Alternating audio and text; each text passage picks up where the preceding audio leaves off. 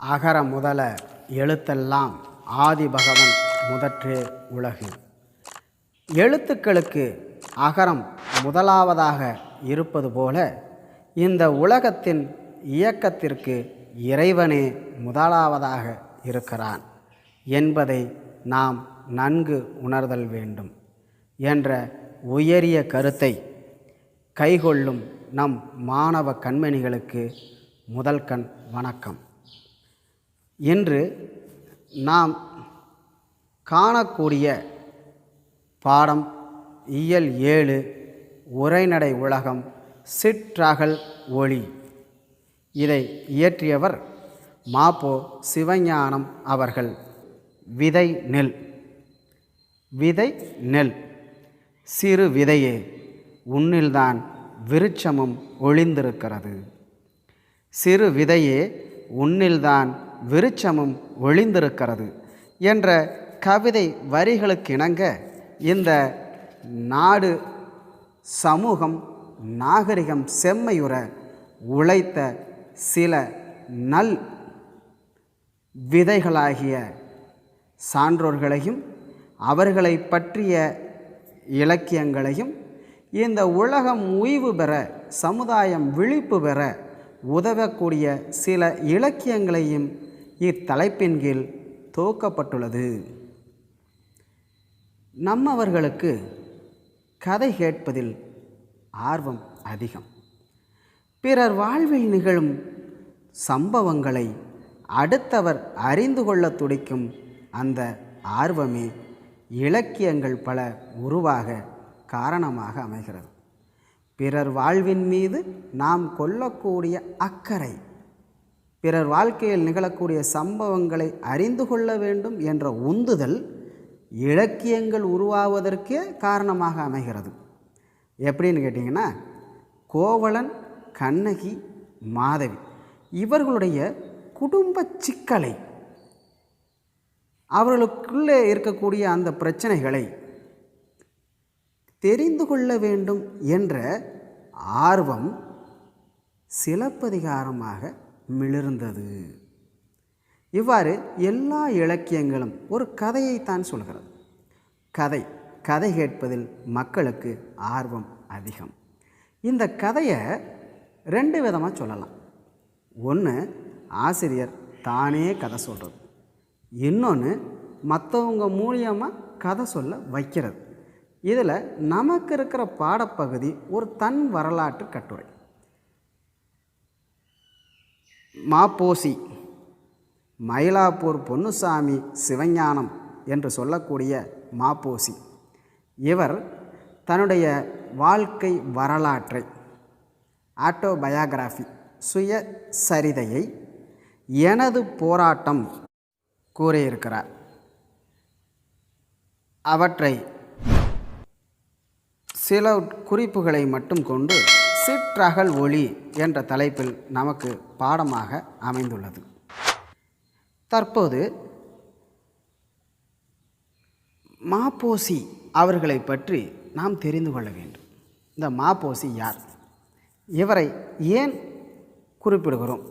அவர் செய்த செயல்கள் என்ன என்பதை நாம் தெரிந்து கொண்டால்தான் அவர் தமிழ் இலக்கியத்திற்கும் தமிழ் சமுதாயத்திற்கும் அவர் ஆற்றிய பங்களிப்பை நாம் முழுமையாக உணர்ந்து கொள்ள முடியும். பள்ளிக்கூடம் போகாமல் பல நூல்களை ஆக்கவும் கூடுமோ? வறுமையில் பிறந்து வளமையை அறியாமல் இந்த அகிலத்தை அளக்கவும் கூடுமோ? பள்ளிக்கூடம் போகாமல் பல நூல்களை ஆக்கவும் கூடுமோ? வறுமையில் பிறந்து வளமையை அறியாதவர் அகிலத்தை அளக்கவும் கூடுமோ? சிறு அச்சுக்கூடத்தில் அச்சு கோர்த்தவர் இரு பத்திரிகையை நடத்தவும் கூடுமோ? முடியாது என்பது என் அகராதியில் கிடையாது என்று உழைத்தவர் நம்முடைய மாப்போசி அவர்கள். சிலப்பதிகாரத்தை பட்டி தொட்டி எங்கும் கொண்டு சேர்த்ததால் இவருக்கு சிலம்பு செல்வர் என்ற பெயரும் உண்டு. நாம் நினைக்கலாம், இவர் என்ன பெரிய ஆட்களா? இவர் 3ஆம் வகுப்பை தாண்டாதவர். 3ஆம் வகுப்பு வரை படித்தவர் 100 நூல்களுக்கு மேலே எழுதியிருக்கிறார். அதில் ஒரு நூல் சாகித்ய அகாடமி விருது பெற்றுள்ளது. 1966ஆம் ஆண்டு வள்ளலார் கண்ட ஒருமைப்பாடு என்ற இவருடைய நூலுக்கு இலக்கியத்தின் மிக உயரிய விருதான சாகித்ய அகாடமி விருதை இந்திய அரசு வழங்கி அவரை கௌரவித்தது. 3ஆம் வகுப்பை தாண்டாத ஒருவர் சாகித்ய அகாடமி விருது பெற்றிருக்கிறார் என்றால் அவருடைய உழைப்பும் தன் முனைப்பையும் நாம் இங்கு நோக்கி பார்ப்பது மிகவும் அவசியமாகிறது. அவரின் தன் வரலாறை அவர் கூறியுள்ளவாறே நாம் காணலாம். கதை கேட்கும் வழக்கம் சிறு வயது முதல் அனைவருக்கும் இருக்கிறது. கேட்பது குறைந்து போய் கதை படிப்பது அதன் அடுத்த படிநிலை. கேட்பது குறைந்து போய் கதை படிப்பது அதன் அடுத்த படிநிலை. அதுவே ஒருவரை படைப்பாளியாகவும் படிப்பாளியாகவும் பக்குவப்படுத்துகிறது. அப்படியான ஒரு படைப்பாளி தன்னை முன்வைத்து தன் நாட்டின் வரலாற்றை கூறும் நிலை ஒரு சிலருக்கு மட்டுமே வாய்த்திருக்கிறது. வரலாற்றின் போக்கினை மாற்றி வடிவமைத்தவர்களின் வாழ்க்கை கதையை தன் வரலாற்று கதையாக படிப்பது நம்மையும் அந்த வரலாற்று பாத்திரமாகவே உணர்த்தும். வரலாற்றின் போக்கினை மாற்றி வடிவமைத்தவர்களின் வாழ்க்கை கதையை தன் வரலாறாக படிப்பது நம்மையும் அந்த வரலாற்று பாத்திரமாகவே உணர வைக்கும். இந்திய விடுதலை போராட்ட வரலாற்றில் 1906ஆம் ஆண்டு மிகவும் சிறப்புடைய ஆண்டாகும். அந்த ஆண்டில்தான் காந்தியடிகள் சத்தியாகிரகம் என்ற அறப்போர் முறையை தென்னாப்பிரிக்காவில் தொடங்கி வைத்தார்.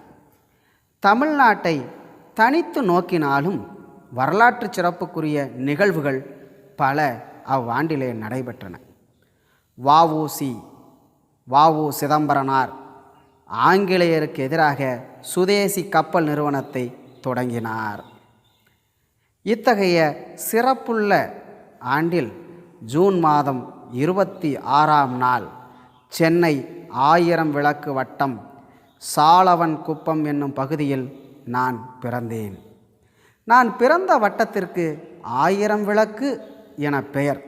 இருப்பினும் என்னை பெற்றெடுத்த குடும்பம் வறுமை என்னும் இருள் சூழ்ந்துதான். என்னை பெற்றெடுத்த குடும்பம் வறுமை என்னும் இருள் சூழ்ந்ததுதான். என் தந்தையார் பெயர் பொன்னுச்சாமி, அன்னையின் பெயர் சிவகாமி. பெற்றோர் எனக்கு இட்ட பெயர் ஞானப்பிரகாசம். ஆனால் சரபையர் என்ற முதியவர் என்னுடைய பெயரை மாற்றி சிவஞானி என்றே அழைத்தார். பின்னாளில் அவர் எனக்கிட்ட அழைத்த அந்த சிவஞானி என்ற பெயரே சிறு மாற்றத்துடன் சிவஞானம் என்று நிலை பெற்றது. வறுமையால் இழந்த கல்வி. நான் பள்ளியில் 3ஆம் வகுப்பில் நுழைந்த 7ஆம் நாளில் பகல் நேரத்தில் வீட்டிற்கு வந்து சாப்பிட்டு விட்டு திரும்பவும் பள்ளிக்கு போவேன். காலையிலேயே பாடப்புத்தகங்களோடு வராததற்காக ஆசிரியர் என்னை கண்டித்தார். பிற்பகலில் புத்தகங்களை கட்டாயம் கொண்டு வர வேண்டுமென்று கட்டளையிட்டிருந்தார். கையில் புத்தகமின் இருந்த என்னை கண்ட ஆசிரியர் பள்ளியிலிருந்து விரட்டிவிட்டார். இது எனக்கு பெருத்த அவமானமாக இருந்ததால் அழுத வண்ணம் வீட்டிற்கு வந்தேன். நான் அழுததற்கான காரணத்தை அறிந்ததும் என் தந்தை என்னை கையோடு அழைத்து கொண்டு வகுப்பறைக்குள் நுழைந்தார். என்னை நல்ல வெயில் நேரத்தில் வீட்டிற்கு விரட்டியதற்காக ஆசிரியரை என் தந்தையார் வாயார வைதார். வைதார்னா திட்டினார் என்ற அர்த்தம். அன்றோடு என் கல்வி முற்று பெற்றது. 3ஆம் வகுப்பிற்கு அந்த நாளில் தேவைப்பட்டவை ஆங்கிலம், தமிழ் மொழி பாட புத்தகங்களும் தான். இவற்றை கூட வாங்கி கொடுக்க என் குடும்பத்தின் வறுமை இடம் தரவில்லை. செவிச்செல்வம் பெற்றேன். என் அன்னையார் இளமை காலத்திலே எனக்கு பயிற்றுவித்த பாக்கள் எனது இலக்கிய பயிற்சிக்கான பாலபாடங்களாக அமைந்தன. அல்லி அரசாணி மாலை, பவளக்கொடி மாலை ஆகிய அம்மானை பாடல்களை பாடுவார். அந்த நேரத்தில் என்னையும் சிறிது நேரம் அந்த நூல்களை படிக்க வைப்பார். அதனால் சந்த நயத்தோடும் எதுகை மோனையோடும் உள்ள அம்மானை பாடல்களை அடிக்கடி பாடி பாடி பிள்ளை பருவத்திலேயே இலக்கிய அறிவை வளர்த்து வந்தேன். சித்தர் பாடல்களை நானாகவே விரும்பி படித்து மனனம் செய்வேன். சொற்பொழிவுகளை கேட்பதன் மூலமாகவும் நான் இலக்கிய அறிவு பெற்றேன். அப்பொழுது அவர்கள் வெளியிடும் சிறந்த கருத்துக்களை ஏடுகளில் குறித்து வைத்து கொள்வேன். ஒருவன் அறிவு விளக்கம் பெறுவதற்கு 2 வழிகள் உள்ளன. ஒன்று கல்வி, இன்னொன்று கேள்வி. யான் முறையாக ஏட்டுக்கல்வி பெற இயலாமல் போனதால் எனக்கு ஏற்பட்ட இழைப்பை ஈடு செய்ய கேள்வி ஞானத்தை பெறுவதிலேயே மிகுந்த ஆர்வம் காட்டினேன். எனது கேள்வி ஞானத்தை பெருக்கிய பெருமையில் திருப்பாதிரிபுலியூர் ஞானியார் எழிலுக்கே மிகுந்த பங்குண்டு. நான் ஒரு புத்தக பித்தன். எனக்கு உலகியல் அறிவு தோன்றிய நாள் தொட்டு இயன்றவரை தாய்மொழியிலேயினும் நல்ல புலமை பெற்றிட வேண்டும் என்று விரும்பி அதற்காக இடைவிடாது முயன்று வந்திருக்கிறேன். சுருங்கச் சொன்னால் என் அறியாமையோடு கடும்போர் நடத்தியிருக்கிறேன். நூல் வாங்குவதற்கு போதிய பணமில்லாத குறையால் பழைய புத்தகங்களை விற்கும் கடைகளுக்கு சென்று எனக்கு விருப்பமான புத்தகங்களை மிக மிக குறைந்த விலைக்கு வாங்குவதை வழக்கமாக கொண்டிருந்தேன். உணவுக்காக வைத்திருக்கும் பணத்தில் புத்தகங்களை வாங்கிவிட்டு பல வேளைகளில் பட்டினி கிடந்திருக்கிறேன். குறைந்த விலையில் நல்ல நூலொன்று கிடைத்துவிட்டால் பேரானந்தம் அடைவேன். என் வாழ்நாளில் நானாக முயன்று சேர்த்து வைத்துள்ள சொத்துக்கள் என்னிடமுள்ள பல்லாயிரக்கணக்கான நூல்களைத் தவிர வேறில்லை என்று உறுதியாக கூறுவேன். நான் பேராய கட்சியில் இருந்தபோது பேராய கட்சி என்றால் வேறொன்றுமில்லை, இன்று இருக்கக்கூடிய காங்கிரஸ் கட்சி. காங்கிரஸ் கட்சியின் பழைய பெயர்தான் பேராய கட்சி. 1931 காந்தி இர்வின் ஒப்பந்த காலத்திலே நாடு முழுவதிலும் இருந்த பேராய கட்சிக்காரர்கள் வழிப்படுத்தப்பட்ட வேளையில் ஈடுபடுத்தப்பட்டனர். அந்நிய துணிக்கடை மறியல் காந்தி இர்வின் ஒப்பந்தப்படி அனுமதிக்கப்படவில்லை. ஆகவே காங்கிரஸ்காரர்களை அதனுடைய தலைமை தீண்டாமை விளக்கு, கதர் விற்பனை ஆகியவற்றிலேயே ஈடுபடுத்தியது. பேராய கட்சி காங்கிரஸ் கட்சியால் நடத்தப்பட்ட ஊர்வலங்களிலும் கதர் விற்பனையிலும் நான் தவறாது கலந்து கொள்வேன்.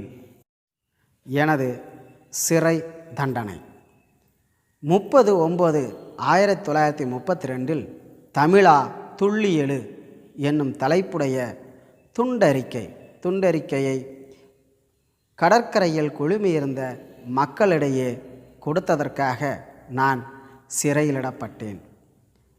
பழங்காலத்திலே பாண்டியன் ஆண்ட பெருமையை கூறி, சோழன் ஆண்ட சிறப்பினை சொல்லி, சேரன் ஆண்ட மாண்பினை காட்டி, நம் அருமை தமிழ்நாடு ஆங்கிலேயருக்கு அடிமைப்பட்டிருந்த சிறுமையையும் நினைவூட்டி விடுதலை போரில் ஈடுபட வருமாறு தமிழர்களுக்கு அழைப்பு விடுத்திருந்தேன்.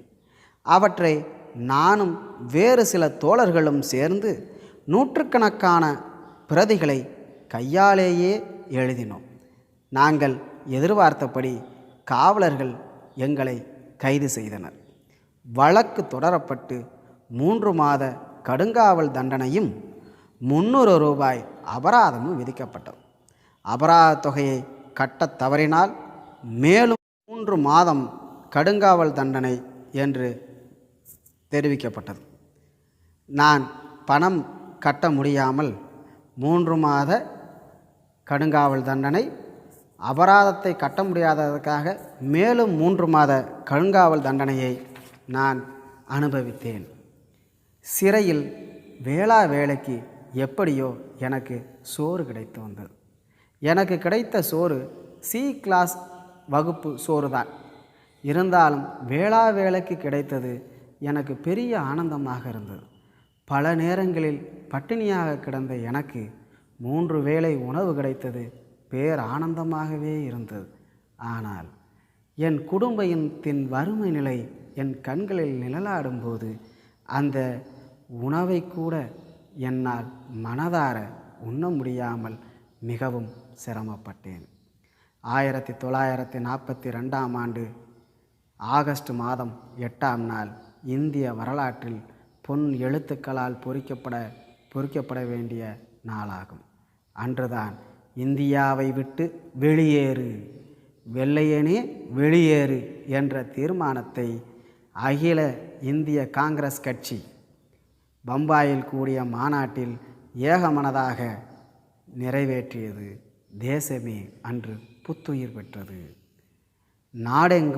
இதனால் நாடெங்கும் தலைவர்கள் கைது செய்யப்பட்டார்கள். நானும் கைது செய்யப்பட்டேன்.